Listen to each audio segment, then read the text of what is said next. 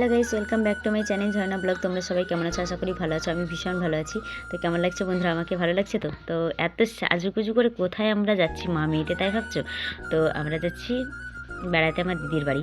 তো দেখো, মা আর মেয়ের একই কালারের ড্রেস পরেছি। তো চলো এখন যাই। এখন কিন্তু বাসের উপর চেপে পড়েছি, মানে প্রথমে টোটোতে চাপলাম, তারপর টোটোতে বাস স্ট্যান্ড এসে দেখো এখন বাসে চেপে গেছি। তো মেয়ে আর আমি খুব এনজয় করতে করতে যাচ্ছি, আর পেছনে বসেছি বাসে। এতটা মানে হ্যাঁচলাচ্ছে কি বলবো, মনে হচ্ছে নাগরদোলায় চেপেছি। তো আর সিটও ছিল না যে বসবো, ভালো লাগছিল না। দেখো আমার মেয়ে আবার বদমাশি করে জানালার ধারে বসছে, তো আমি বলছি একটু এদিকে সরাই।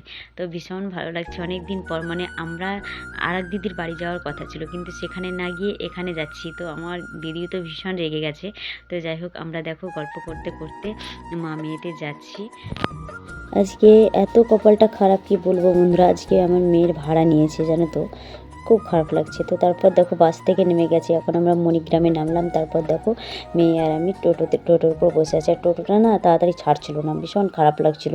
বারবার বলছিলাম যে টোটোটা ছাড়েন, তো ওরা আবার ভর্তি না হলে ওদের তো পেট ভরবেই না। তার বেশি দূর নয়, মানে টোটোটা ছাড়লেই চলে যাব, বেশি দূর নয়। দেখো একটু মণিগ্রামের এই জায়গাটা যেখানে টোটো দাঁড়িয়ে আছে সেটা একটু তোমাদেরকে ঘুরিয়ে ঘুরিয়ে দেখাচ্ছি। এতদিন ঠান্ডা ঠান্ডা করছিলাম, আজকে প্রচুর রৌদ্র।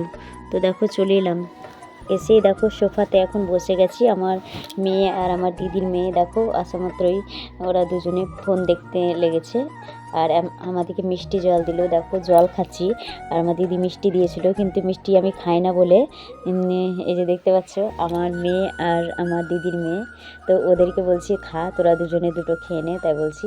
তো এই যে ওদেরকে মিষ্টি দিলাম, ওরা এখন খাবে। আর আমার মেয়ে না ভীষণ হ্যাপি, মানে আরেক দিদির বাড়ি গেল না, ওর সঙ্গী নেই ওখানে, সেই জন্য আর এখানে আরেক দিদির বাড়িতে এলাম। ওখানে ধরো আমার দিদির মেয়ে আছে, বেড়াতে পাবে, ঘুরতে পাবে বলে এখানে আমার দিদি আর আমি দুজন মিলে গল্প করছিলাম, মানে হাসাহাসি করছিলাম আর কি।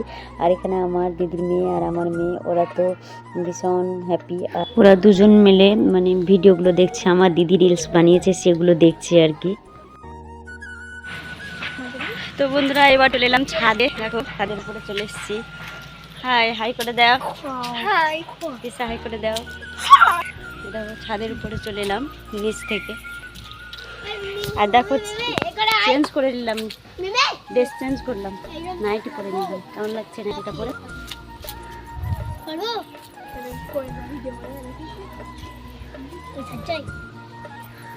পারবো না।